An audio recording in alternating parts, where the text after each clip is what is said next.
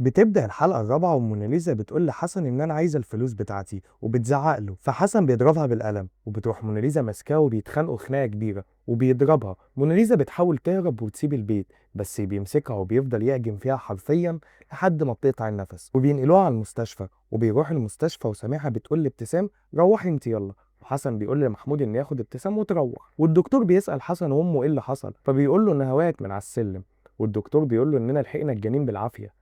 حسن بيتصدم لما بيعرف ان موناليزا كانت حامل، وبنشوف محمود وهو مع عالية وبيزعلها عشان قاعدة مشغلة اغاني بصوت عالي، ومرات اخوه في المستشفى سايحة بدمها بتزعق له وبتقول له انت مالكش دعوة بيا وما تكلمنيش بالطريقة دي تاني.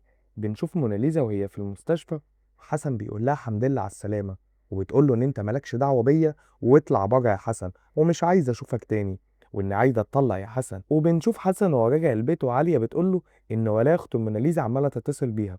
حسن بياخد التليفون وبيعمل بلوك لكل أهل موناليزا عشان محدش يعرف يوصل لها.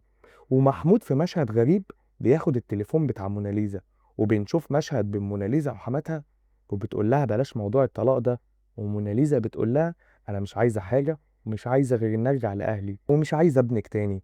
وبيدخل عليهم محمود وبيقول لها أنا جبتلك تليفونك يا موناليزا.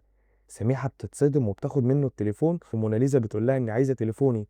سميحة بتقول لها يا حبيبتي ده فاصل شحن وهجيبهولك على طول. وبيخرجوا من المستشفى وبتقول لها اني مش عايزه اطلع للبني ادم ده واني عايزه تليفوني. فسميحة بتقول لها خلاص ما تطلعيش بيتك بس روحي باتي عند ابتسام. وبيطلعوا عند ابتسام، وسميحة بتقول لموناليزا ان ما حصلش حاجه يعني، وعادي تزعلوا مع بعض ومفيش داعي انك تدخلي اهلك في خناقاتك مع جوزك. وموناليزا بتقول لها اني فهماكي واني عايزه تليفوني، وبتديها تليفونها فعلا وبتقول لها احلفي على المصحف ده انك مش هتكلمي اهلك، وبتحلفها على المصحف فعلا.